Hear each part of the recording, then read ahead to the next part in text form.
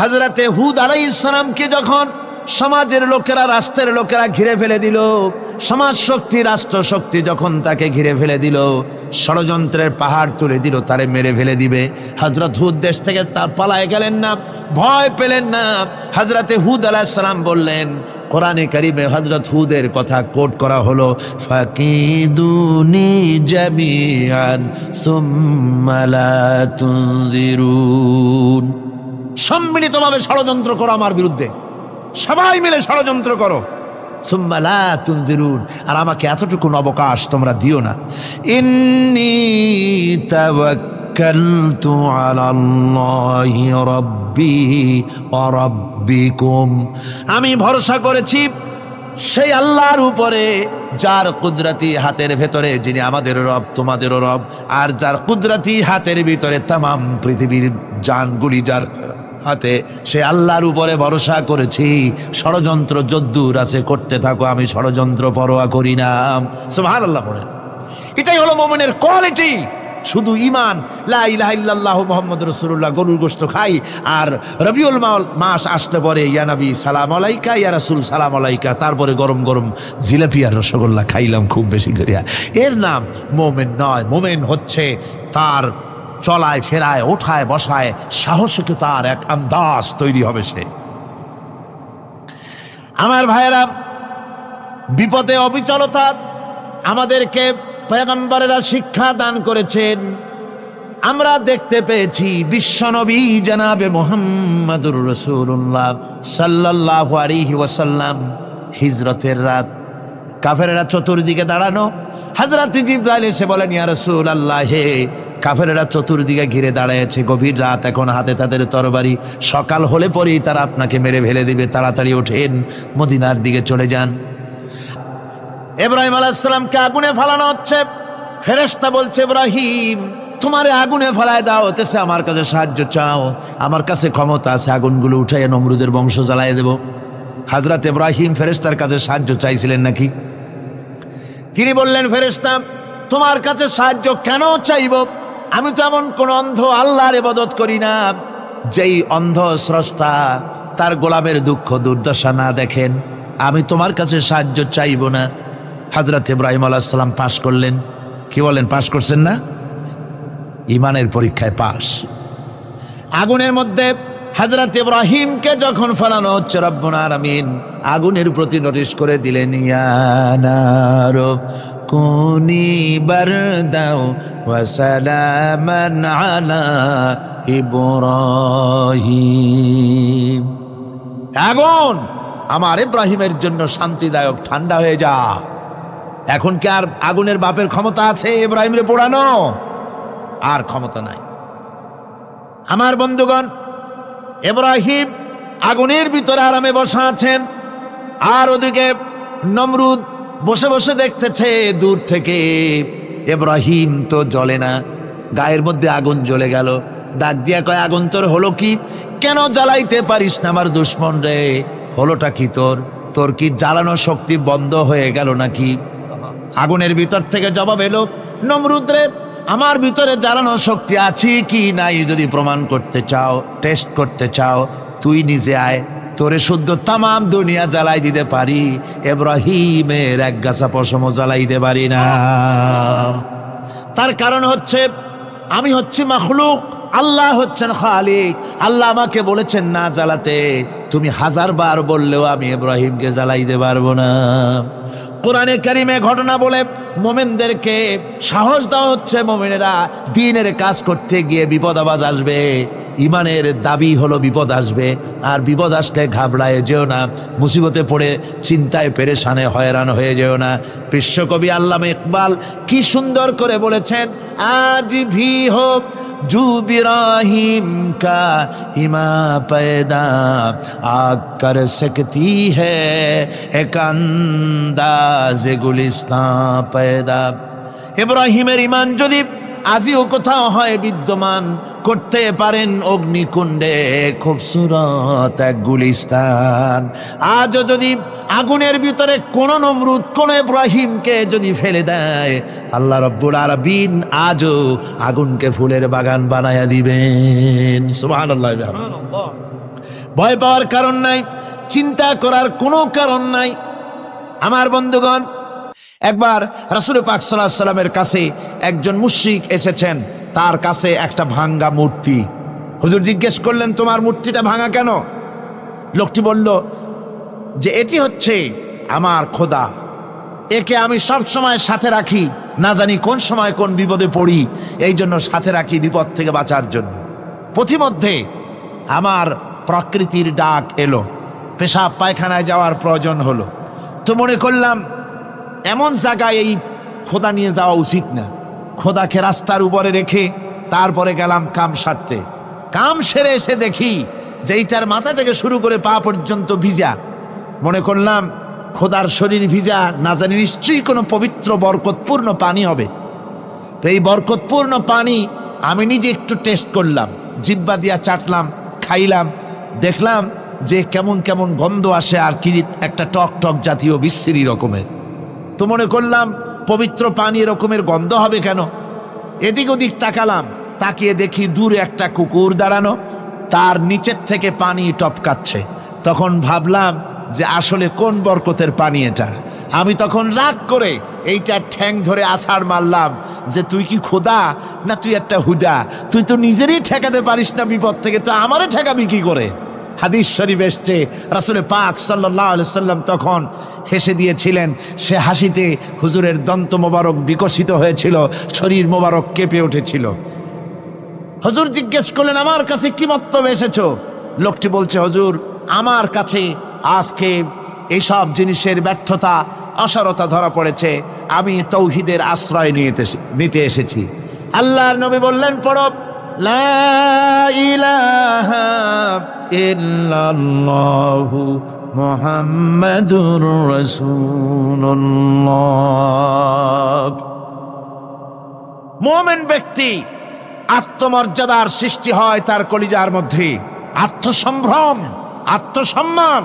সে কারো কাছে মাথা নত করবে না, তার কারণ সে জানে আমি যার গোলাম তিনি হচ্ছেন সকল ক্ষমতার উৎস।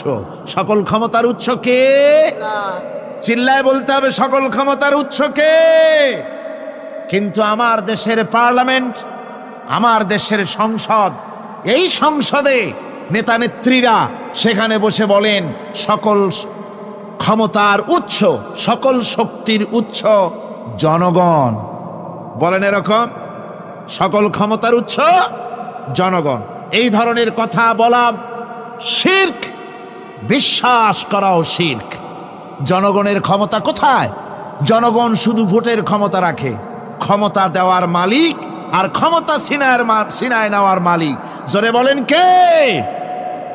জনগণই যদি ক্ষমতার মালিক হয় তাহলে 9 বছরের রাজার 10 বছরের সাজা হয় কেমনে? জনগণ ক্ষমতার মালিক নয়, এটি একটি মিথ্যে কথা। এই কথাটি শিরক।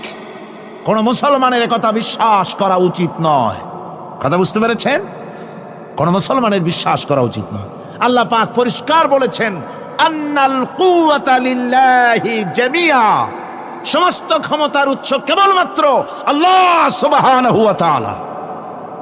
কিন্তু বেকুবরা বোঝে না, জনগণকে খুশি করার জন্য, তাদের ভোট যেন বারবার পাওয়া যায়, এই জন্য বলে সমস্ত ক্ষমতার উৎস জনগণ। বেকুবেরা, পাগলেরা বুঝে না, সেই জন্যই তারা এই কথাগুলি বলে। কয়েকটি কথা আমাদের দেশে চালু আছে যে কথাগুলি শুনলে খুবই খারাপ লাগে। একটা হচ্ছে সকল ক্ষমতার উৎস জনগণ, এটি মারাত্মক শিরকপূর্ণ কথা।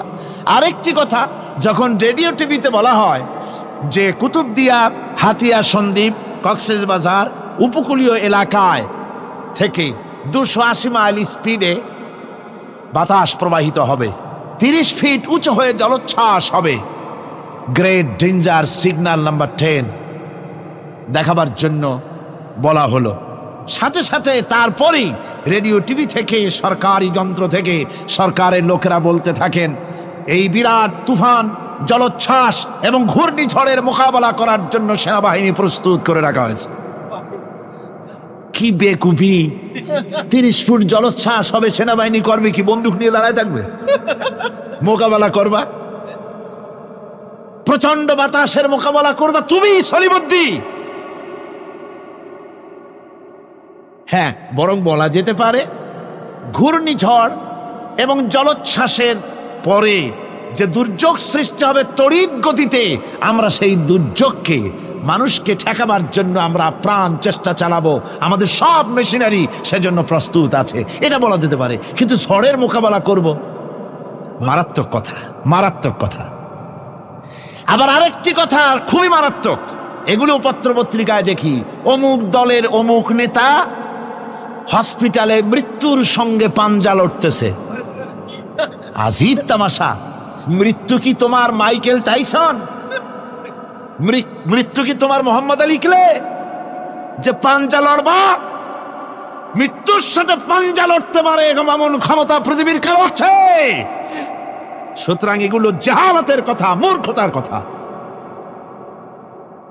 মৃত্যু যন্ত্রণায় ভুগছে এটা বলা যায়, মৃত্যু যন্ত্রণায় কষ্ট পাচ্ছে বলা যায়, মৃত্যুর সাথে পাঞ্জা লড়ছে, সলিমুদ্দিন সাহস তো কম না। আমার ভাইয়েরা, সুতরাং সমস্ত ক্ষমতার উৎস কেবলমাত্র আল্লাহ সুবহানাহু ওয়া তাআলা। যাকে খুশি ক্ষমতায় দেন, যাকে খুশি ক্ষমতা থেকে নামায় দেন। এত বড় প্রচন্ড ক্ষমতার মালিক তিনি। রাতকে দিন বানান, দিনকে রাত বানিয়ে দেন, সাগরকে নগর করেন, নগরকে সাগরে পরিণত করে দেন, আমিরকে ফকির করেন, ফকিরকে আমির বানায় দেন, রাস্তার মানুষ ধরে নিয়ে, অপরিচিত লোক একজন ধরে নিয়ে রাষ্ট্রের মালিক বানায় দেন, প্রেসিডেন্ট বানায় দেন। আবার সম্মানের ফুলের মালা দিয়া গলা থেকে শুরু করে পা পর্যন্ত ফুলের মালা দিয়া ভরে দেন। নাফরমানি যখন বাড়তে থাকে, এত বড় ক্ষমতার মালিক আমার আল্লাহ রব্বুল আলামিন ফুলের মালাগুলি বাদ দিয়ে ফুলের মালার পরিবর্তে জুতার মালা গলায় পরাইয়া ফাঁসির মঞ্চে ঝুলাইয়া দেন। পারেন কিনা? প্রচন্ড ক্ষমতার মালিক তিনি। তিনি যদি কারো ক্ষমতা ছিনিয়ে নিবেন, এটা যদি সিদ্ধান্ত হয়, পৃথিবীর মানুষ তাকে ক্ষমতার উপরে রাখতে পারে? আর আল্লাহ যদি কাউকে ক্ষমতা দিতে চান, সেই ক্ষমতা থেকে তাকে মাহরুম কেউ করতে পারে? পারেন। সমস্ত ক্ষমতার একমাত্র মালিক হচ্ছেন কে? আল্লাহ সুবহানাহু ওয়া তাআলা। মানুষেরা বোঝে না, তাই আত্মম্ভরিতা ক্ষমতার মোহে কি করবে দিশা করতে পারে না। এই জন্য যারা মুমিন হবে তাদের এই চিন্তা মনের মধ্যে থাকবে, আত্মমর্যাদা আসবে, কারো সামনে হাত পাতবে না, হাত পাতবে তো আল্লাহ সুবহানাহু ওয়া তাআলার কাছে, কাউকে ভয়ও করবে না। আত্মমর্যাদার কারণে সে তার রিজিক সম্পর্কেও নৃশংস হয়ে যাবে, অর্থাৎ রিস্ক সম্পর্কেও তার পরোয়া থাকবে না, যে হক কথা যদি বলি তাহলে যদি আমার চাকরি না থাকে। আছেন এরকম লোক? হক কথা যদি বলি, চাকরি যদি না থাকে, দাওয়াত যদি আর না হয়, গুলি খেয়ে যদি মরি, এই চিন্তাও মুমিনের লোকের মধ্যে থাকে না, যেহেতু তার আত্মমর্যাদা এসেছে। রিস্কের মালিক মসজিদের মুতাল্লি নয়। অনেক ইমাম আছে মসজিদে, হক কথা বলতে সাহস পায় না। আছে না? চট্টগ্রামে না থাকতে পারে, বিভিন্ন জেলায় আছে, হক কথা বলার সাহস পায় না। মনে করে রিস্কের মালিক মুতাল্লি অথবা সেক্রেটারি। আর দুর্ভাগ্যজনক সত্য, বাংলাদেশের অধিকাংশ মসজিদের মুতাল্লি আর সেক্রেটারি এমন লোক যারা ধর্মনিরপেক্ষতাবাদে বিশ্বাসী, যারা ইসলামের রাজনীতিতে বিশ্বাস করে না। এ ধরনের বহু লোক মসজিদের সেক্রেটারি, মেম্বার, মুতাল্লি হয়ে বসে আছে, আর মসজিদের ইমামদেরকে হক কথা বলতে দেয় না। আছে না? ইমাম সাহেবরা, আমি কিন্তু পাইকারি কথা বলছি না, আলহামদুলিল্লাহ যোগ্যতা সম্পন্ন ইমাম আছেন যারা কথা বলেন। আবার কিছু লোক আছে যারা ভয় পান। আমি তাদের উদ্দেশ্যে বলছি, কোরআনে কারীম বলছে রিস্কের মালিক হচ্ছেন আল্লাহ সুবহানাহু ওয়া তাআলা। তোমার রিস্কের পরোয়াটা কিসের? ইন্নাল্লাহা হুয়ার রাজ্জাকু যুল কুওয়াতিল মাতিন। রিস্কের মালিক তো আল্লাহ পাক, তার হাতেই সমস্ত রিস্ক। রিস্ক কার হাতে? বাংলাদেশ পৃথিবীর দ্বিতীয় বৃহত্তম মুসলিম দেশ। এই দেশে বসে মসজিদে কথা বলতে ভয় পায়। মুসলমানেরা মসজিদে বসে কথা বলতে ভয় পায়।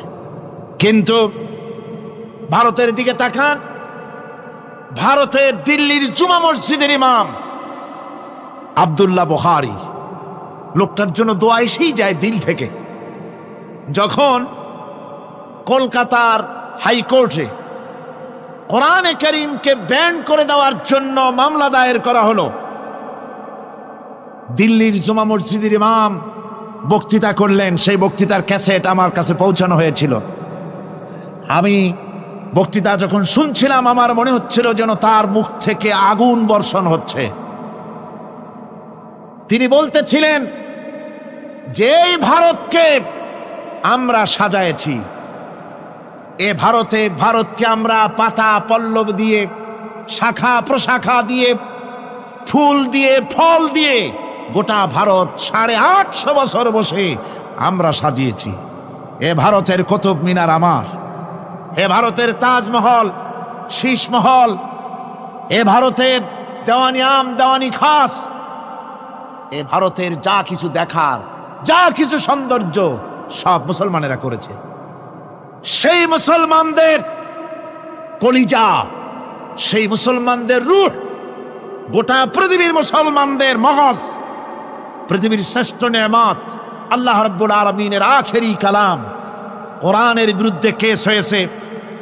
আব্দুল্লাহ বুখারী বলছেন, এই কোরআনের বিরুদ্ধে কোরআন ব্যান করার মতো রায় যদি ভারতের কোন জজ মুখ দিয়ে উচ্চারণ করে কোরআন ব্যান করা হলো, তিনি বলছেন আমি ভারতের জুমা মসজিদের ইমাম শুধু নই, ভারতের 20 কোটি মুসলমানের ইমাম আমি। তিনি বলছেন যদি কোরআনে কারীমকে ব্যান করার রায় ঘোষণা করবে যে জজ, সে জজকে আমি পায়ের নিচে তলায় ধরে বাম হাত দিয়ে তার জিহ্বাটা টেনে ছিঁড়ে ফেলে দেব। আমার দেশে ভারতের মসজিদের ভেতরে ইমামরা যে কথা বলতে সাহস পায়, আমার দেশের মসজিদের অনেক ইমাম আগে যারা একটু সাহস পেত, এখন আবার অনেকের মধ্যে কোন জেলায়, চিটাগংয়ে না কিন্তু কোন জেলায় সাহস একটু কমে গেছে। তার কারণ কিছু বেয়াদব রাজনীতিক তারা বলেছে মসজিদের মধ্যে রাজনীতি করতে দেওয়া হবে না। ওরা হচ্ছে বেয়াদব। জোরে বলেন ওরা কি? আরো জোরে বলেন ওই সব রাজনীতিবিদরা কি? তার কারণ হচ্ছে মসজিদে কি বলা হবে আর কি বলা হবে না তোমার মতো বেয়াদব রাজনীতিবিদের কাছ থেকে তাকেও জিজ্ঞেস করবে না। এ ফয়সালা হয়েছে 1400 বছর আগে। মসজিদে কি বলতে হবে আর না হবে তা শিক্ষা দিয়েছেন জনাবে মুহাম্মদ রাসূলুল্লাহ সাল্লাল্লাহু আলাইহি ওয়াসাল্লাম। ওলামাদেরকে মসজিদে ইমামতি যারা করে তারা হচ্ছে ইমাম নেতা। তোমরা তাদের সাথে আদব করতে হবে, তারা কি বলবে আর কি বলবে না ডিকটেট করার অধিকার কারো নাই। অধিকার আছে। সুতরাং আলিমদেরকে, মুমিনদেরকে, যারা নাকি কালেমা পড়ে মুসলমান হয়, তাদের সকলের এই সাহস মনের মধ্যে আসা দরকার, ব্যক্তিত্ব আসা দরকার। কারো পরোয়া নাই, পরোয়া করব শুধুমাত্র আল্লাহর। রিস্কের মালিক তিনি। আল্লাহ রাব্বুল আলামিন বলেছেন, ওয়ামা মিন দাব্বাতিন ফিল আরদি ইল্লা আলাল্লাহি রিজকুহা। এই পৃথিবীর বুকে এমন কোন বিচরণশীল জীব নাই যে জীবের রিস্কের দায়িত্ব আমি আল্লাহ আমার নিজ হাতে গ্রহণ করি নাই। সব জীবের রিস্কের চাবি আমার হাতে। কার হাতে? তাহলে ভয়টা কিসের? আপনার একটা পেট, তাই নিয়ে এত চিন্তা। অথচ এই পৃথিবীতে আল্লাহ পাক বলেন অসংখ্য প্রাণী আছে যাদের কোনো সঞ্চয় নাই। শকুনের মরা গরু অনেকগুলি ব্যাংকে জমা আছে নাকি? কবে কোথায় একটা মরা গরু পাইছে আর খোঁজ নাই, খবর নাই। ওগুলা কি না খাইয়া মরতে দেখছেন রাস্তায় পথে ঘাটে? সুবহানাল্লাহ বিহামদিহি। অসংখ্য প্রাণী এভাবে দুনিয়া আছে।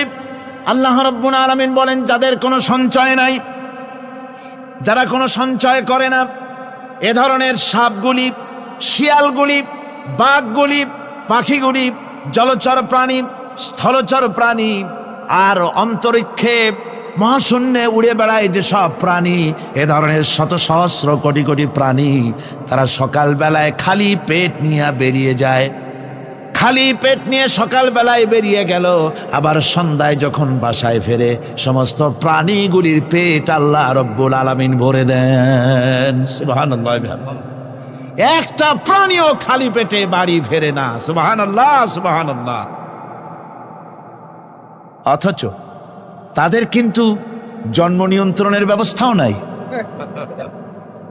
জঙ্গলে যত প্রাণী আছে তারা কি কোনোদিন মিছিল করে এসে বলেছে বাংলাদেশ সরকার আমাদের জঙ্গলের মধ্যে কোনো খোঁজ খবর তো আপনারা রাখেন না, এখানে বাচ্চা কাচ্চা বেশি হইতেছে আর খাওয়াইতে পারি না, এবার কিছু পরিবার পরিকল্পনার ওষুধপত্র পাঠান?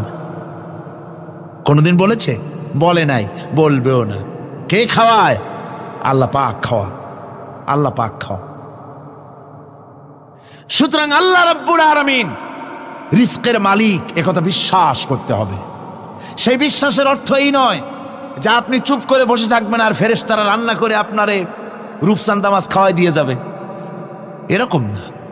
বিশ্বাস করতে হবে, কাজ করতে হবে, এর ফলে আল্লাহ রাব্বুল আলামিন রিজকের ব্যবস্থা করবেন।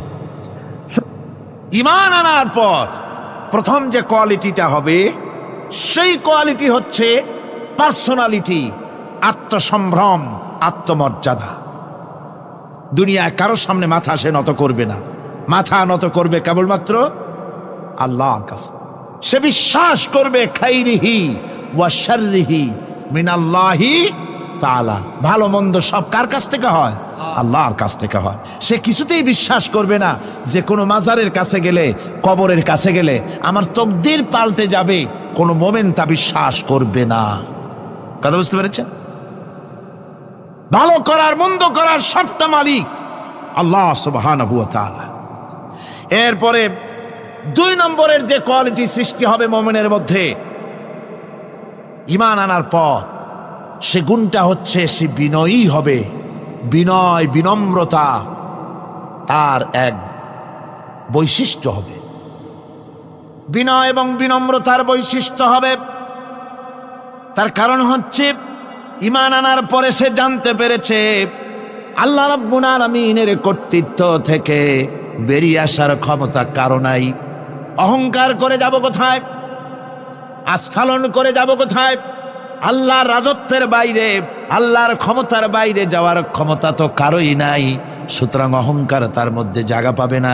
আল্লাহ পাক দুনিয়ার সমস্ত মানুষের জিনকে পরিষ্কার করে বলেছেন, ইয়া মাশারাল জিন্নি ওয়াল ইনস ইন ইসতাতা'তুম আন তানফুযু মিন আকতারিস সামাওয়াতি ওয়াল আরদ ফানফুযু লা তানফুযুনা ইল্লা বিসুলতান। হে পৃথিবীর মানুষেরা আর জেনেরা, যদি সম্ভব হয় আমার আকাশের নিচের থেকে, জমিনের উপর থেকে বেরিয়ে যা।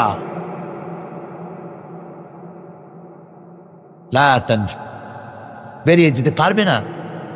আমি আকাশ এবং জমিন থেকে যদি সম্ভব করতে পারো বেরিয়ে যা। আর যদি কোনো আকাশ থাকে তার নিচে যা, আর যদি কোনো জমিন থাকে তার উপরে যাও। এমন দেশ যদি পাও যেখানে আমার আলো ছাড়া কোনো আলো আছে, আমার বাতাস ছাড়া কোনো বাতাস আছে, আমার চাঁদ সূর্য ছাড়া কোনো চাঁদ সূর্য আছে, যাও সেখানে। আল্লাহ রাব্বুল আলামিন বলেন নাই এরকম যাওয়ার কোনো উপায় নাই। আমি আল্লাহ রাব্বুল আলামিন আকাশ আর জমিন দিয়ে প্যাকেট করে রেখেছি, আটকায় রেখেছি। আমার রাজত্ব থেকে, আমার ক্ষমতা থেকে, আমার কর্তৃত্ব থেকে বেরিয়ে যাওয়ার ক্ষমতা কোনো মানুষের নাই, কোনো জিনের নাই, কোনো প্রাণীর নাই। সুবহানাল্লাহ। মানুষ হচ্ছে অহংকার কিসের হবে? তোমরা হচ্ছ ফকির। আল্লাহ পাক বলছেন ওয়াল্লাহুল গনিয়্যু ওয়া আনতুমুল ফুকারা। আল্লাহ হচ্ছেন গনি। আল্লাহ কি? গনি, বেনিয়াস, বেপরোয়া। ফাআলুল লিমা ইউরিদ, যা খুশি তাই করে, কারো মুখাপেক্ষী তিনি নন। কোরআনে কারীমে রব্বুল আলামিন বলেছেন, নবী আপনি আমার ব্যাপারে, আমার গুণাবলীর ব্যাপারে বলুন। কুল হুয়াল্লাহু আহাদ। পড়েন সবাই, কুল হুয়াল্লাহু আহাদ আল্লাহুস সামাদ লাম ইয়ালিদ ওয়া লাম ইউলাদ ওয়া লাম ইয়াকুল লাহু কুফুয়ান আহাদ। আল্লাহ পাক বলেন, বান্দারে ও আমার নবী আপনি বলুন, আল্লাহ পাক এক এবং একক, তিনি নিরঙ্কুশ, তিনি বেনিয়াস, তিনি কারো মুখাপেক্ষী নন, তিনি কাউকে জন্ম দেন নাই, তাকেও কেউ জন্ম দেয়নি। আকাশ এবং জমিনে আল্লাহর সমকক্ষ কেউ নাই। তোমরা হচ্ছ ফকির আর আমি আল্লাহ হচ্ছি বেনিয়াস। লিল্লাহি মা ফিস সামাওয়াতি ওয়া মা ফিল আরদ। আকাশে যা আছে, জমিনে যা আছে, সব আল্লাহর। সব কার? আল্লাহ পাকের। সুতরাং কিসের অহংকার, কিসের মাতবাড়ি?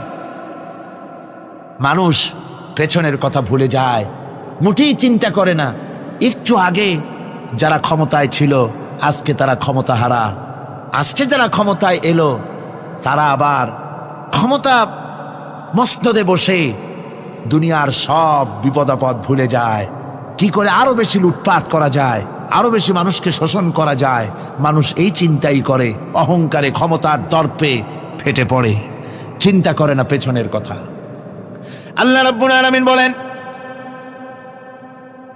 যারা নাকি মুমিন বান্দাদের বিনয় এবং বিনম্রতা তাদের মধ্যে সৃষ্টি হয়ে যাবে, তার কারণ হলো আল্লাহ পাক বলেছেন, ওয়ালা তামশি ফিল আরদি মারহান ইন্নাকা লান তাখরিকাল আরদা ওয়া লান তাবলুগাল জিবালা তুলা।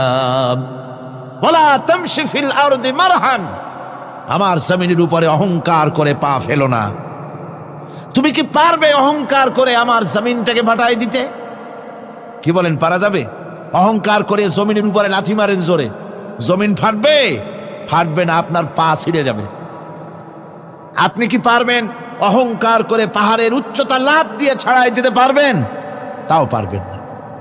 সুতরাং আল্লাহ পাকের উপরে ঈমান আনলে পরে তাদের মাথা এভাবে নত হয়ে যায়, অহংকার তাদের মধ্যে জায়গা পায় না। অহংকার কিসের অহংকার তোমার? মানুষ তার জন্মের কথা, কোরআনে কারীম বলে মানুষ কি তার জন্মের কথা স্মরণ করে না? তোমার তো এমন অবস্থা ছিল, দুনিয়ায় উল্লেখযোগ্য বিষয়বস্তু হিসাবে তুমি পরিগণিত ছিলে না। তুমি হচ্ছ, তোমার জন্মের উৎস কথা হচ্ছে এক ফোঁটা নাপাক পানি, এমন নাপাক পানি যা শরীর থেকে নির্গত হলে পরে গোসল করা ওয়াজিব হয়ে যায়। এমন এক ফোঁটা নাপাক পানি যার জন্মের উৎস, তার আবার অহংকার কিসের? পৃথিবীতে অহংকার যারাই করলো আল্লাহ পাক তাদেরকে ভালো করে দেখায় দিলেন। নমরুদকে দেখায়ছেন, ফেরাউনকে দেখায়ছেন। যুগের ছোট ছোট নমরুদ, ফেরাউন, যেখানে যেখানে খুদে খুদে ফেরাউন হয়েছে আল্লাহ সকলকেই দেখিয়ে দিয়েছেন। দেন নাই? দেখিয়ে দিয়েছেন। সুতরাং মাথা নিচু করে চলতে হবে, বিদ্যার বড়াই করা চলবে না। কত লেখাপড়া করেছো তুমি? এমএ পাশ করেছো, তাতে কি হয়েছে? সবে মাত্র বর্ণবোধ পড়েছো, জ্ঞানের রাজ্যে পা ঢুকিয়েছো, এখনো কিছু শেখনি। টাইটেল পাস করেছো, তো কি হয়েছে? কদ্দুর শিখেছো? নিউটনের মতো মানুষ মৃত্যুর সময় বললেন, জ্ঞান সমুদ্রের বেলাভূমিতে দাঁড়িয়ে সামান্য বালু কণা নিয়ে নাড়াচাড়া করলাম, অথই সমুদ্রের কিছুই দেখতে পারলাম না। শেখ সাদী রহমতুল্লাহ আলাইহি ইন্তেকালের সময় বলেছেন, মালুম শোধ কি হিচ মালুম না শোধ। সারা জীবন সাধনা করে বুঝিলাম ইহা, যে কিছুই বুঝিলাম না। এগুলি হচ্ছে জ্ঞানীদের কথা। আর কোন রকম ইউনিভার্সিটির বারান্দা দিয়ে 3-4 দিন হাঁটছে, কয় যে সব বুঝি। কি বুঝছো? কয় দেয়ার ইজ নো গড, স্রষ্টা বলতে কেউ নাই। পাগল কি আর গাছে ধরে মিয়া? সুতরাং বিদ্যার বড়াই চলবে না, স্বাস্থ্যের বড়াই চলবে না, অর্থের বড়াই চলবে না। অর্থের বড়াই করবে, কত অর্থ তোমার হয়েছে? আল্লাহ যদি ইচ্ছে করেন ব্রেনের মধ্যে, মগজের মধ্যে এমন টিউমার করে দিবেন, মগজের মধ্যে এমন ক্যান্সার করে দেবেন, হার্টের ভিতরে এমন ক্যান্সার লাগাই দিবেন 14 গোষ্ঠী বিক্রি করলে ঔষধের পয়সা হবে না। পারবে কিনা আল্লাহ কন, জোরে বলবেন পারবেন কিনা? এমন বহুত অসুখ আছে ডাক্তাররা বোঝেই না ঔষধ দেবে কি। হযরত ইউনূস আলাইহিস সালাম মাছে তারে গিলে ফেলে দিল, হতাশায় তিনি হার্ট ফেল করেন নাই। মাছের পেটের মধ্যে যদি কেউ চলে যায়, বেরিয়ে যাওয়ার জন্য কোনো ব্যাকডোর আছে নাকি কন? পালাবার কোনো রাস্তা আছে? মাছের পেটের জানালা দরজা আছে কিছু? কিছুই নেই।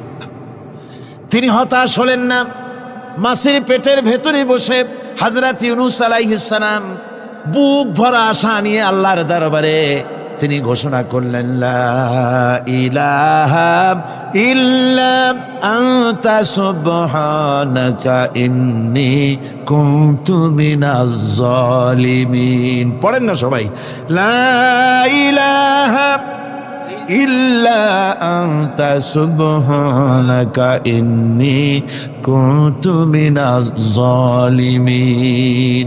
হযরত ইউনূস আলাইহিস সালাম বললেন, আল্লাহ তুমি ছাড়া কোনো ইলাহ নাই, তোমার পবিত্রতা ঘোষণা করছি, আমি জালিমদের অন্তর্ভুক্ত হয়ে গেছি। তিনি যখন চিল্লাচ্ছিলেন, মাছের পেটের ভিতরে বসে যখন কাতরুক্তি করতেছিলেন, আল্লাহ বুঝি তখন শোনেন নাই সে কথা? কি বলেন? আল্লাহ বুঝি তখন তন্দ্রায় বা নিদ্রায় ছিলেন না? আল্লাহ পাক কি ঘুমান? তন্দ্রায় যান? লা তাখুযুহু সিনাতুন ওয়ালা নাওম। আল্লাহ রাব্বুল আলামিন বলেন, কোন তন্দ্রা বা নিদ্রা আল্লাহ রাব্বুল আলামিনকে স্পর্শ করে না। হযরত ইউনূস আলাইহিস সালাম যখন মাছের পেটের ভিতরে বসে চিৎকার মারলেন, আল্লাহ পাক বলেন, ইউনূস রে, তোমার ওই ডাক কেউ শোনে নাই, দুনিয়ার কোন রাজা বাদশাহ শোনে নাই, দুনিয়ার কোন বন্ধু বান্ধব তোমার শোনে নাই, কিন্তু আমি তোমার আরশের মালিক আমি রব্বুল আলামিন শুনেছি। শুধু শুনি নাই, সঙ্গে সঙ্গে জবাব দিয়ে দিয়েছি। ফাস্তাজাবনা লাহু ওয়া নাজ্জাইনাহু মিনাল গাম্মি। পড়েন, ফাস্তাজাবনা লাহু ওয়া নাজ্জাইনাহু মিনাল গাম্মি ওয়া কাযালিকা নুনজিল মুমিনিন। আল্লাহ পাক বলেন, আমি জবাব দিলাম। মাছের পেটের ভিতরে বেদনা শুরু হয়ে গেল, মাছ আর তলদেশে শুয়ে থাকতে পারলো না, সাঁতরাতে পারলো না, মাছ ভেসে উঠল উপরে। পেটের যন্ত্রণায় মাছ কিনারায় চলে এসে বমি করে দিতে পারলে যেন বাঁচি, এই অবস্থা মাছের হলো। কিনারায় চলে এলো, বমি করে ইউনূস আলাইহিস সালামকে ফেলে দিল, মাছও বাঁচলো, ইউনূস আলাইহিস সালামও বাঁচলো। আল্লাহ রাব্বুল আলামিন বলেন, মুমিনেরা শোনো, শুধু ইউনূসকে নয়, ওয়া কাযালিকা নুনজিল মুমিনিন। এইভাবে করে মুমিন বান্দারা যদি আমাকে ডাকে, আমার কাছে যদি হাত ফাইলায়, আমি আল্লাহ রব্বুল আলামিন মুমিনদের এভাবে বিপদ মুক্ত করে দেই। আল্লাহ পাক বিপদ মুক্ত করে দেন।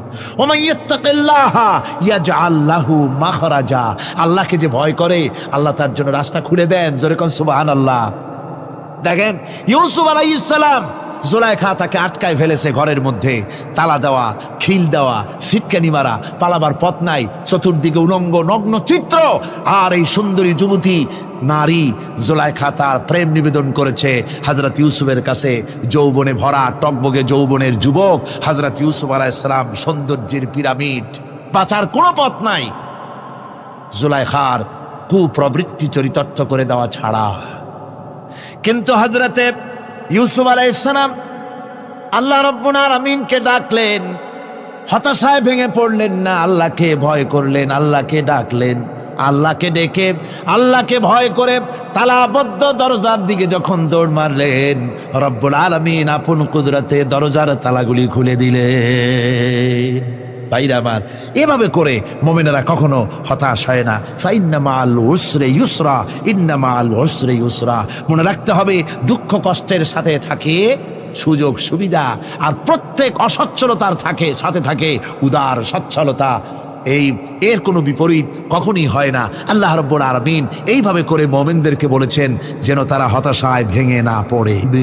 আল্লাহ পাক বলে, বান্দা যখন আমাকে ডাকে, আমি বান্দার একদম নিকটে, তার ঘাড়ের চাইতেও নিকটে। ওয়া নাহানু আকরাবু ইলাইহি মিন হাবলিল ওয়ারিদ, আমি আমার বান্দার শারক যে রগের উপরে তার মাথা, এর থেকেও আমি আমার বান্দার বেশি নিকটে। সুবহানাল্লাহ পড়েন।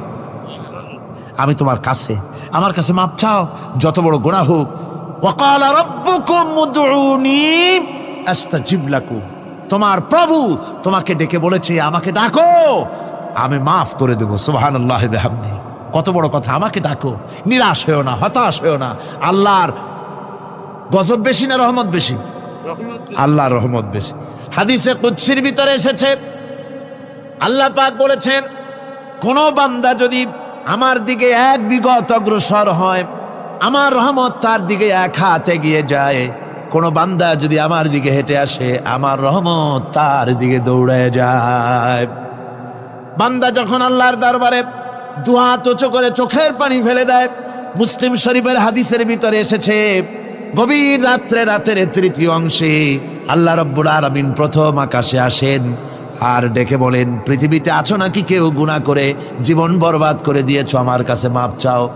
ঋণগ্রস্ত আছো, অসুস্থ আছো, অপমানিত আছো, কে আছো মাজলুম, আমাকে ডাকো, আমার কাছে বলো, আমি ডাকের সাড়া দেব, জীবনের আশা পূরণ করে দেব। ওই সময় যেই সমস্ত লোকেরা কান্দে তাহাজ্জুদের নামাজ পড়ে, আল্লাহ জিজ্ঞেস করেন ফেরেশতারা, অমুক অমুক দেশে অমুক অমুক বান্দারা কান্দে কেন? ফেরেশতারা বলে, রব্বুল আলামিন তুমি তো ভালো করে জানো। আল্লাহ বলেন, জানি, তবু তোমাদের মুখে শুনতে চাই। তারা বলে, রব্বুল আলামিন তোমার এই বান্দা গুনাহ করেছে, গুনার জন্য মাপ চায়, জাহান্নাম থেকে বাঁচতে চায়। আল্লাহ পাক বলেন, ফেরেশতারা আমার এই বান্দারা আমারে দেখেছে নাকি? বলে দেখে নাই। বলে আমার দোজখ দেখেছে নাকি? বলে না, তাও দেখে নাই। আমার বেহেশত দেখেছে নাকি? বলে না, তাও দেখে নাই। আল্লাহ পাক বলেন, ফেরেশতারা সাক্ষী থাকো, ওরা আমাকে দেখে নাই, আমার বেহেশত দোজখ কিছুই দেখে নাই, শুধুমাত্র আমার নবীর কথা, আমার কোরআনের কথা বিশ্বাস করে আরামের ঘুমকে হারাম করে যেভাবে তারা কাঁদতেছে, সাক্ষী থেকে যাও ফেরেশতারা, আমার রহমতের দরিয়ায় জোশ মেরেছে, আমার ওই ক্রন্দনরত বান্দাগুলিকে আমি আল্লাহ মাফ করে দিলাম।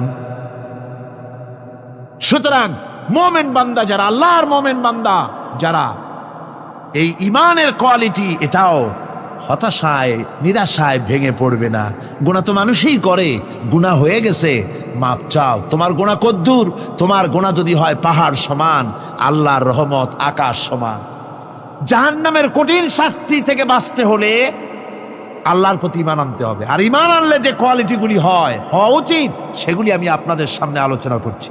এরপর আরেকটি কোয়ালিটি হবে মুমিনের, তা হলো কঠোর কঠিন বিপদে অবিচল থাকবে, বিপদে ভেঙে পড়বে না। বিপদ আপদ, শত্রুতা, ক্ষয় ক্ষতি যা কিছু হয় সবই আল্লাহর পক্ষ থেকে, এটা মেনে নিতে হবে এবং ধৈর্য ধারণ করতে হবে। বিপদ মুসিবত শুধু উম্মতের জন্য নয়, দুনিয়ার সমস্ত নবীদের বিপদ এসেছে, হয় নাই? নবীদের বিপদ আসে নাই? কোরআনে কারীম থেকে শুনুন, আল্লাহ রাব্বুল আলামিন বলেন, وَكَذَلِكَ جَعَلْنَا لِكُلِّ نَبِيٍّ عَدُوًّا مِّنَ الْمُجْرِمِينَ। আল্লাহ পাক বলেন, এমনি করে আমি সকল নবীদের শত্রু বানিয়ে দিয়েছি সব পাপিষ্ঠ আর অপরাধ প্রবণ লোকদেরকে। প্রত্যেক যুগে নবীদের শত্রু ছিল, প্রত্যেক যুগে নবীদের কি ছিল? শত্রু ছিল। সে শত্রু কারা ছিল? আল্লাহ পাক বলছেন, নবীদের শত্রু ছিল পাপিষ্ঠ আর অপরাধ প্রবণ লোক, এরাই ছিল নবীদের দুশমন। রাসূলগণের অবস্থা যদি এই হয়, তাহলে তার উম্মত, ওই দিনের ধারক বাহক যারা, তাদের বুঝি বিপদ আপদ হবে না নাকি? হবে কিনা? তো ইসলামের বিরোধিতা যারা করে, কোরআনের পরিভাষায় বলা হয়েছে ইসলামের দুশমন, নবীদের দুশমন। দুনিয়ার সব পাপিষ্ঠ আর অপরাধ প্রবণ লোকেরাই ইসলামের দুশমন হয়, নবীদের দুশমন হয়। আজও দেখেন, আজও তাকিয়ে দেখেন, ইসলামী আন্দোলনের বিরোধিতা যারা করে তারা পাপিষ্ঠ চরিত্রের কিনা, তাকায় দেখেন, খুঁজে দেখেন, সর্বত্র খুঁজে দেখুন, খুঁজে দেখুন। যারা ইসলামী আন্দোলনের বিরোধিতা করে, যারা ইসলামকে মিটিয়ে দেওয়ার চেষ্টা করতেছে, যারা ইসলামকে মৌলবাদ বলে, ইসলামকে সাম্প্রদায়িক বলে, কোরআনে কারীমের কথা কত স্পষ্ট। যে নবীদের দুশ্মন হয়, ইসলামের দুশ্মন হয় মুজরিম লোকেরা, অপরাধ প্রবণ আর পাপিষ্ঠ লোকেরা। আজও আমরা দেখতে পাই এই শ্রেণীর লোকেরা পাপিষ্ঠ এবং সবচাইতে সমাজের নিকৃষ্ট ধরনের চরিত্রহীন লোক। নামাজ নাই। আপনি খুঁজে দেখেন ইসলামী আন্দোলনের বিরোধিতা যারা করছে, যারা নেতৃত্ব দিচ্ছে, নামাজ নাই, রোজা নাই, চরিত্র নাই, হজ নাই, যাকাত নাই, মদ, জুয়া, জেনা, ব্যভিচার ইত্যাদিতে লিপ্ত। চেহারা দেখলে ছেলেপেলেরা 2 গ্লাস পানি খায় ভরসটে। কথা ঠিক কিনা কর? এই হলো অবস্থা। মারে কেন? মুমিনদেরকে, পয়গম্বরদেরকে, সাহাবীদেরকে এবং ঈমানদারদেরকে মারে কেন? তার কারণ হচ্ছে আল্লাহ রাব্বুল আলামিন বলেছেন, ওয়া মা নাকামু মিনহুম ইল্লা আইয়ুমিনু বিল্লাহিল আজিজিল হামিদ। কাফিররা ঈমানদার লোকদেরকে অন্য কোন অপরাধী নির্যাতন চালায় না, নির্যাতন চালায় শুধু এই কারণে যেহেতু মুমিন লোকেরা পরাক্রমশালী, আল্লাহ রাব্বুল আলামিনের দ্বীনকে কায়েম করতে চায়, তার উপরে ঈমান এনেছে, এই কারণেই তারা মারে। ঠিক কিনা কর? যুগে যুগে নবীদের উপরে, সাহাবীদের উপরে যে অত্যাচার হয়েছে, সেই অত্যাচার এই কারণেই হয়েছে, অন্য কোনো কারণে নয়। এই কঠিন বিপদে অবিচলতা এবং ধৈর্যের দৃষ্টান্ত নবীগণ পেশ করেছেন পৃথিবীর বুকে। আমরা দেখেছি ইব্রাহিম আলাইহিস সালামকে আগুনে ফালানো হয়েছে, আছে না কোরআন শরীফে? আমি কিন্তু গল্প করতেছি না, সব কোরআনের কথা। কিসের কথা? ইব্রাহিম আলাইহিস সালামকে আগুনে ফালানো হচ্ছে। অপরাধ কি? অপরাধ হচ্ছে হযরত ইব্রাহিম আলাইহিস সালাম দাওয়াত দিয়েছেন, লা ইলাহা ইল্লাল্লাহ। জোরে পড়েন, লা ইলাহা ইল্লাল্লাহ, লা ইলাহা, লা ইলাহা ইল্লাল্লাহ মুহাম্মাদুর রাসূলুল্লাহ। হযরত ইব্রাহিম আলাইহিস সালাম দ্বীনের দাওয়াত দিয়েছেন, এক আল্লাহর দাওয়াত দিয়েছেন, ঈমানের দাওয়াত দিয়েছেন। আর কোন অপরাধ ছিল না। নমরুদ সহ্য করতে পারল না। কোরআনে কারীমের মধ্যে সব কথাগুলি আল্লাহ পাক এই জন্য বিধৃত করেছেন, এই জন্য কোরআনে কারীমের মধ্যে সব কথা উঠায় দিয়েছেন, যাতে করে মুমিনেরা বিপদ আসলে পরে যেন ঘাবড়ে না যায়। ইব্রাহিম আলাইহিস সালামকে আগুনে ফালানো হচ্ছে। ফেরেশতা বলছে, ইব্রাহিম তোমারে আগুনে ফেলায় দাও, হতেছে আমার কাছে সাহায্য চাও, আমার কাছে ক্ষমতা আছে, আগুনগুলো উঠাইয়া নমরুদের বংশ জ্বালাইয়া দেব। হযরত ইব্রাহিম ফেরেশতার কাছে সাহায্য চাইছিলেন নাকি? তিনি বললেন, ফেরেশতা তোমার কাছে সাহায্য কেন চাইব? আমি তো এমন কোন অন্ধ আল্লাহর ইবাদত করি না যেই অন্ধ স্রষ্টা তার গোলামের দুঃখ দুর্দশা না দেখেন। আমি তোমার কাছে সাহায্য চাইব না। হযরত ইব্রাহিম আলাইহিস সালাম পাশ করলেন। কি বলেন, পাশ করছেন না? ঈমানের পরীক্ষায় পাশ। আগুনের মধ্যে হযরত ইব্রাহিমকে যখন ফেলানো হচ্ছে, রব্বুল আলামিন আগুনের প্রতি নোটিশ করে দিলেন, ইয়া নারু কুনি বারদাও ওয়া সালামান আলা ইব্রাহিম। আগুন আমার ইব্রাহিমের জন্য শান্তিদায়ক, ঠান্ডা হয়ে যা। এখন কি আর আগুনের বাপের ক্ষমতা আছে ইব্রাহিমরে পোড়ানো? আর ক্ষমতা নাই। আমার বন্ধুগণ, ইব্রাহিম আগুনের ভিতরে আরামে বসা আছেন, আর ওদিকে নমরুদ বসে বসে দেখতেছে দূর থেকে। ইব্রাহিম তো জ্বলে না, গায়ের মধ্যে আগুন জ্বলে গেল। ডাক দিয়া কয়, আগুন তোর হলো কি? কেন জ্বালাইতে পারিস না আমার দুশ্মন রে? হলোটা কি তোর? তোর কি জ্বালানো শক্তি বন্ধ হয়ে গেল নাকি? আগুনের ভিতর থেকে জবাব এলো, নমরুদ রে, আমার ভিতরে জ্বালানো শক্তি আছে কি নাই যদি প্রমাণ করতে চাও, টেস্ট করতে চাও, তুই নিজে আয়, তোরে শুদ্ধ তামাম দুনিয়া জ্বালাই দিতে পারি, ইব্রাহিমের এক গাছা পশমও জ্বালাইতে পারি না। তার কারণ হচ্ছে আমি হচ্ছি মাখলুক, আল্লাহ হচ্ছেন খালিক। আল্লাহ আমাকে বলেছেন না জ্বালাতে, তুমি 1000 বার বললেও আমি ইব্রাহিমকে জ্বালাইতে পারবো না। কোরআনে কারিমে ঘটনা বলে মুমিনদেরকে সাহস দেওয়া হচ্ছে, মুমিনেরা দ্বীনের কাজ করতে গিয়ে বিপদ আবাজ আসবে, ইমানের দাবি হলো বিপদ আসবে, আর বিপদ আসলে ঘাবড়ায় যেও না, মুসিবতে পড়ে চিন্তায় পেরেশানে হয়রান হয়ে যেও না। বিশ্বকবি আল্লামা ইকবাল কি সুন্দর করে বলেছেন, আজ ভি হো जू इब्राहिम का इमा पैदा आग कर सकती है एक अंदाज गुलिस्तां पैदा। ইব্রাহিমের ঈমান যদি আজিও কোথাও হয় বিদ্যমান, করতে পারেন অগ্নিকুণ্ডে খুবসুরত এক গুলিস্তান। আজও যদি আগুনের ভিতরে কোন নমরুদ কোন ইব্রাহিমকে যদি ফেলে দেয়, আল্লাহ রাব্বুল আলামিন আজও আগুনকে ফুলের বাগান বানায়া দিবেন। সুবহানাল্লাহ।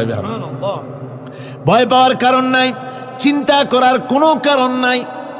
আমার বন্ধুগণ, হযরতে হুদ আলাইহিস সালামকে যখন সমাজের লোকেরা, রাষ্ট্রের লোকেরা ঘিরে ফেলে দিল, সমাজ শক্তি, রাষ্ট্র শক্তি যখন তাকে ঘিরে ফেলে দিল, ষড়যন্ত্রের পাহাড় তুলে দিল, তারে মেরে ফেলে দিবে, হযরত হুদ দেশ থেকে তার পালায় গেলেন না, ভয় পেলেন না। হযরতে হুদ আলাইহিস সালাম বললেন, কোরআনে কারিমে হযরত হুদের কথা কোট করা হলো, ফাকিদুনি জামিআন সুম্মা লা তুনজিরুন। সম্মিলিতভাবে ষড়যন্ত্র করো আমার বিরুদ্ধে, সবাই মিলে ষড়যন্ত্র করো, সুম্মা লা তুনজিরুন, আর আমাকে এতটুকু অবকাশ তোমরা দিও না। ইন্নী তাওয়াক্কালতু আলাল্লাহি রাব্বি ওয়া রাব্বিকুম, আমি ভরসা করেছি সেই আল্লাহর উপরে যার কুদরতি হাতের ভেতরে, যিনি আমাদের রব তোমাদেরও রব, আর যার কুদরতি হাতের ভিতরে তামাম পৃথিবীর জানগুলি যার হাতে, সে আল্লাহর উপরে ভরসা করেছি। ষড়যন্ত্র যদ্দূর আছে করতে থাকো, আমি ষড়যন্ত্র পরোয়া করি না। সুবহানাল্লাহ পড়ে। এটাই হলো মুমিনের কোয়ালিটি। শুধু ঈমান, লা ইলাহা ইল্লাল্লাহু মুহাম্মাদুর রাসূলুল্লাহ, গরুর গোশত খাই, আর রবিউল মাস আসলে পরে ইয়া নবী সালাম আলাইকা, ইয়া রাসূল সালাম আলাইকা, তারপরে গরম গরম জিলাপি আর রসগোল্লা খাইলাম খুব বেশি করিয়া, এর নাম মুমিন নয়। মুমিন হচ্ছে তার চলায় ফেরায়, ওঠায় বসায় সাহসিকতার এক আন্দাজ তৈরি হবে সে। আমার ভাইয়েরা, বিপদে অবিচলতা আমাদেরকে পয়গম্বরেরা শিক্ষা দান করেছেন। আমরা দেখতে পেয়েছি বিশ্বনবী জনাবে মুহাম্মাদুর রাসূলুল্লাহ সাল্লাল্লাহু আলাইহি ওয়াসাল্লাম হিজরতের রাত, কাফেররা চতুর্দিকে দাঁড়ানো, হযরত জিবরাইল এসে বলেন, ইয়া রাসূলুল্লাহ, হে কাফেররা চতুর্দিকে ঘিরে দাঁড়িয়েছে, গভীর রাত, এখন হাতে তাদের তরবারি, সকাল হলে পরেই তারা আপনাকে মেরে ফেলে দিবে, তাড়াতাড়ি ওঠেন, মদিনার দিকে চলে যান। আল্লাহ নবী ঘুমের থেকে জেগে হযরত আলীকে ডেকে বলেন, আলী, আল্লাহ অর্ডার করেছেন আমি মদিনায় চললাম, আমার বিছানার পরে আমার চাদর গায়ে দিয়ে শুয়ে থাকো। হযরত আলী বলেন, আল্লাহর হাবিব, আপনার চাদর গায়ে দিয়ে ঘুমিয়ে থাকবো, সকালবেলায় কাফির বেঈমানেরা আপনার বিছানার পরে আপনার চাদর গায়ে দেওয়া অবস্থায় আমি আলীকে তারা মুহাম্মদ মনে করবে, আর আমি আলীকে নবী মনে করে তারা তাদের তরবারি দিয়া কেটে কেটে টুকরা টুকরা করে আমারে বিদায় করে দেবে দুনিয়া থেকে। এতটুকুনো পরোয়া করি না, বরং আমার দিলের মধ্যে এটাই তৃপ্তি থাকবে যে আমি আলীর জীবনের বিনিময় আল্লাহর হাবিব দুনিয়ায় বেঁচে আছেন। নবীজি ঘরের থেকে বেরোলেন, চতুর্দিকে কাফেররা দাঁড়ানো, আল্লাহ নবী হাতে এক মুষ্টি বালু হাতে নিয়ে শাহাতেল ওযু পড়ে তিনবার দম করে বালুগুলো ছেড়ে দিলেন। বালিগুলি ঘরের চতুর্দিকে কাফেরদের চোখে চলে গেল। পরবর্তী সময় রব্বুল আলামিন ডেকে বলেন, নবীরে, বালি যখন নিক্ষেপ আপনি করেছিলেন, ধুলাগুলি আপনি তো শুধু নিক্ষেপ করেছিলেন, কিন্তু চতুর্দিকে কাফেরদের চোখে গেল কেমনে? একদিকে মেরেছিলেন, সেই দিকেই তো যাওয়ার কথা ছিল, চতুর্দিকের কাফেরের চোখে চোখে সেগুলো পৌঁছে গেল কেমনে? ওয়ামা রামাইতা ইদ রামাইতা ওয়ালাকিন্নাল্লাহ রামা। আপনি নিক্ষেপ করেন নাই, যখন আপনি নিক্ষেপ করেছিলেন আপনি তো শুধু বালুকণা ছেড়েছেন, আর ওই বালুকণাগুলি ঘরের চতুর্দিকে সব কাফেরদের চোখে পৌঁছবার দায়িত্ব আমার কুদরত গ্রহণ করেছিল। আমার ভাইয়েরা, নবীজি বিপদে, এতগুলি শত্রু তরবারি নিয়ে তিনি বিপদে ধৈর্য হারা হন নাই, আস্তে করে ঘরের থেকে বেরিয়ে হযরত আবু বকরের বাড়িতে গিয়ে হাজির। দরজায় গিয়ে আওয়াজ দিলেন, আবু বকর। অমনি দরজা খুলে গেল, লাব্বাইক ওয়া সাদাইক। হুজুর বলেন, আবু বকর রে, একটা ডাকে কেমনে সাড়া দিলে? তুমি কি ঘুমাইছিলে না?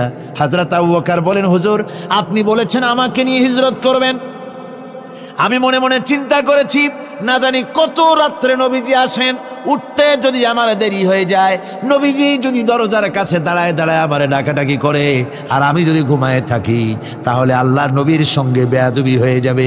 এই মনে করে বিছানায় না ঘুমাইয়া আপনার গলার আওয়াজ শোনার জন্যে এই দরজার সঙ্গে পিঠ লাগাইয়া লাগাইয়া দাঁড়াইয়া ঘুমাচ্ছিলাম। আল্লাহর নবী হযরত আবু বকরকে সঙ্গে করে নিয়ে চললেন মদিনার দিকে, উল্টা পথে রওনা করলেন। বারবার কাবা শরীফের দিকে তাকাতে লাগলেন।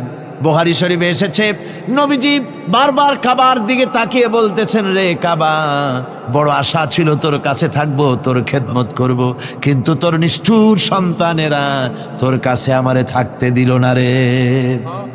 আল্লাহ নবী মিসফালা দিয়ে জাবালে কেদোয়ার উপর দিয়ে চলে গেলেন জাবালে সুরে। গুহার কাছে যখন গিয়েছেন, ফজর রক্ত হয়ে গেল। হযরত আবু বকর রাদিয়াল্লাহু তাআলা আনহু বলছেন, হুজুর আর উপায় নাই, দিন হয়ে গেল, এখন বুঝি ধরা পড়ে যাব, ওই গুহার মধ্যে গিয়ে আশ্রয় নেই। তবে আপনি দাঁড়ান, গুহার ভিতরেই পাহাড়িয়া গুহা, বিচ্ছু থাকতে পারে, সাপ থাকতে পারে, আমি আগে ঢুকি, যদি কোনো হিংস্র প্রাণী থাকে আমার উপর দিয়া আঘাত হয়ে যাক, আল্লাহর নবী হেফাজতে থাকুক। হযরত আবু বকর রাদিয়াল্লাহু তাআলা আনহু গুহার ভিতরে নামলেন।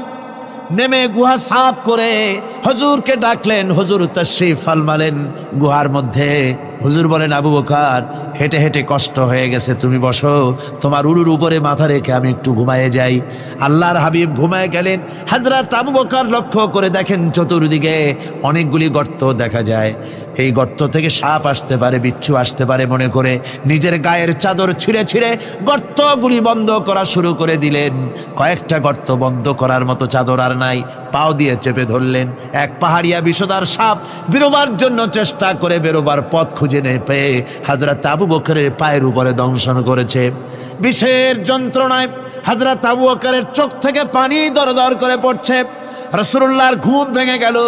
আল্লাহর নবী তাকে বলেন, আবু বকর, চোখে পানি কেন? বাড়ির কথা বুঝি মনে পড়ে গেছে? হযরত আবু বকর বলেন, ইয়া রাসূলুল্লাহ, আল্লাহর নামে কসম করে বলি, যেই দিন আমি ঈমান এনেছি ওই দিন থেকে আমার মা বাপ, আমার কোলে আমার সন্তান, আমার স্ত্রী, আমার জায়গা জমি ঘর বাড়ি, এমনকি আমার নিজের আত্মার চাইতে হুজুর আপনারে ভালোবাসি বেশি। তাহলে কাঁদো কেন? হযরত আবু বকর বলেন, হুজুর, বাড়ির জন্য কাঁদি না, ছেলেপেলের জন্য কাঁদি না, সাপে দংশন করেছে, যন্ত্রণায় কাঁদতেছি।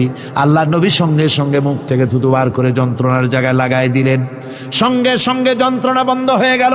হুজুর বললেন, আবু বকর, প্রথম যখন তোমার এই আঘাত করেছিল সাপে, আমাকে কেন তাড়াতাড়ি বলো নাই? এতক্ষণ তো তোমার কষ্ট হতো না। হযরত আবু বকর বলেন, ইয়া রাসূলুল্লাহ, ওটা তো সাপে কাটার যন্ত্রণা, ওই যন্ত্রণায় আমার রক্ত জ্বলতেছে, যন্ত্রণায় যন্ত্রণায় আমার কলেজাটা যদি ফেটেও যেত। আল্লাহর হাবিব আরাম ফরমাচ্ছিলেন, আমি তাকে আরামে বিঘ্ন ঘটাতে পারতাম না। আমার ভাইয়েরা, হযরতে আবু বকর, হযরতে রাসূল দুজন বসে আছেন। এমনি সময় কাফের বেঈমানেরা খুঁজতে খুঁজতে জায়গা মতো এসে গেছে। একজনে বলে ভিতরে আছে, আর একজনে বলে নাই। পায়ের যদি থাকবে তাহলে মাকড়সায় জাল বুনালো কি করে, পাখি ডিম পেড়ে বসে আছে কি করে, তাদের সন্দেহ হতে লাগলো। এর মধ্যে না একজন বলে আছে আর একজন বলে নাই। হযরত আবু বকর ভয়ের চোটে কেঁদে ফেলেছেন, হুজুর আর উপায় নাই। এই যে অবস্থা, এই অবস্থার ভিতরে, এই অবস্থার ভেতরেও আল্লাহ নবী এতটুকু ঘাবড়ে যান নাই। শত্রুরা তরবারি নিয়ে এসেছে, সুযোগ পেলেই একটু তাকালেই দেখতে পাবে, তুলে মেরে ফেলে দেবে। আল্লাহর হাবিব মোটেই ধৈর্য হারালেন না, এতটুকুন হতাশ হলেন না। আল্লাহ পাকের হাবিব তার সাথীকে কি বললেন? তখন কোরআনে কারীম সূরা তাওবার মধ্যে আল্লাহ তা উদ্ধৃত করেছেন মুমিনদের জন্য, ইযহুমা ফিল গার ইয ইয়াকুলু লিসাহিবিহি লা তাহজান ইন্নাল্লাহা মা'ানা। ও আমার সাথী, ও বন্ধু, ভয় করো না, চিন্তা করো না, আমরা মাইনরিটি নই, আমরাই মেজরিটি। তার কারণ আল্লাহ আমাদের সাথে আছেন। সুবহানাল্লাহ, আল্লাহ আমাদের সাথে আছে। আর বন্ধুগণ, কোরআনে কারীমে রব্বুল আলামিন বলেন, فأنزل الله سكينته عليه وأيده بجنود لم تروها। আল্লাহ পাক তার মনের মধ্যে গভীর প্রশান্তি এবং স্বস্তি দান করলেন, আর এমন সৈন্য দিয়ে সাহায্য করলেন যে সৈন্যদেরকে তোমরা দেখতে পাও না। এভাবে করে রব্বুল আলামিন মুমিনদের বিপদে আপদে মুসিবতে সব সময় আল্লাহ পাক মুসলমানদেরকে সাহায্য করেছেন। জোরে বলেন সুবহানাল্লাহ।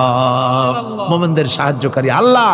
তাই ইসলামী আন্দোলনের সাথে যারা আছে, যারা কর্মী, যারা নেতা, যারা মুমিন, যারা ঈমানদার, মেঘের মতো প্রচন্ড কালো মেঘ হয়ে চতুর্দিক থেকে অন্ধকারের মতো সে এসেছে বিপদ।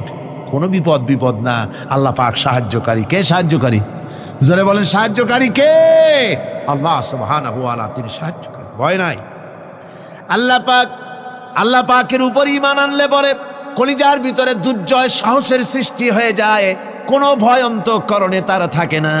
আল্লাহ পাক সাহায্য করেন।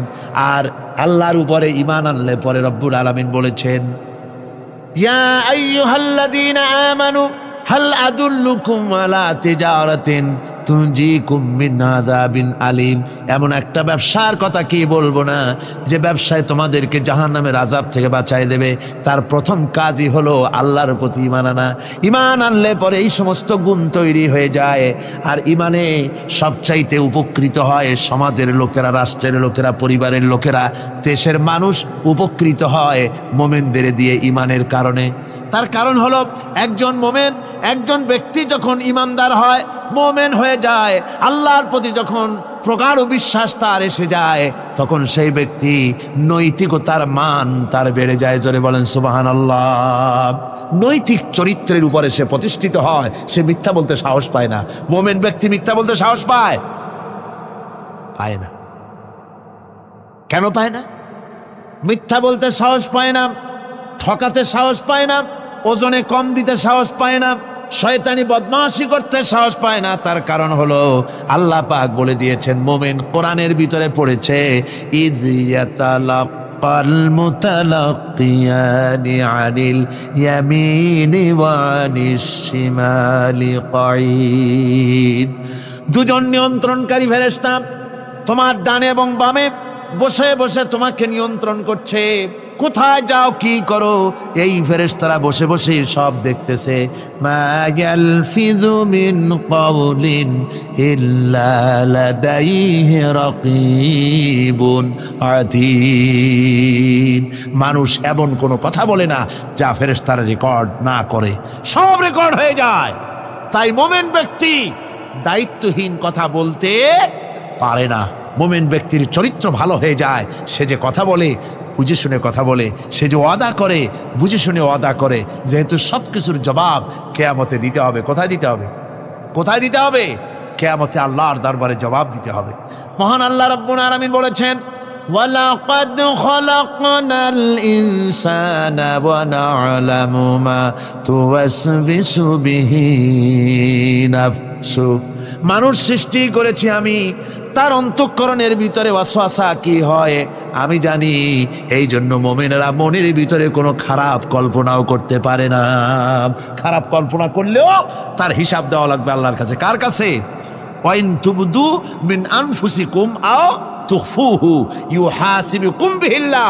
আল্লাহ বলেন, মনের মধ্যে যেসব কল্পনা করো তা প্রকাশ করো আর গোপন রাখো, ওইটার হিসাব নেব আমি আল্লাহ পাক। কিয়ামতের দিন আমার কাছে হিসাব দিতে হবে।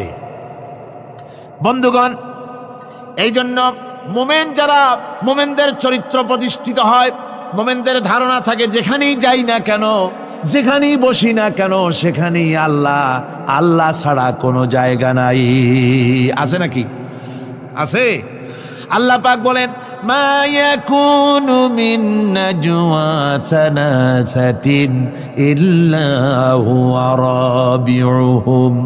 তোমরা যেখানে তিনজন মিলে পরামর্শ করো, মনে রেখো তিনজন নও, ওখানে চতুর্থ সত্তা আমি রব্বুল আলামিন তোমাদের কাছে আছি। সব শুনি আর দেখি। পাঁচজন যেখানে হও সেখানে আমি ষষ্ঠ। এর থেকে যদি কম হও, এর থেকে যদি বেশি হও, বান্দারে তুমি আছো যেখানে আমি আল্লাহ আছি সেখানে।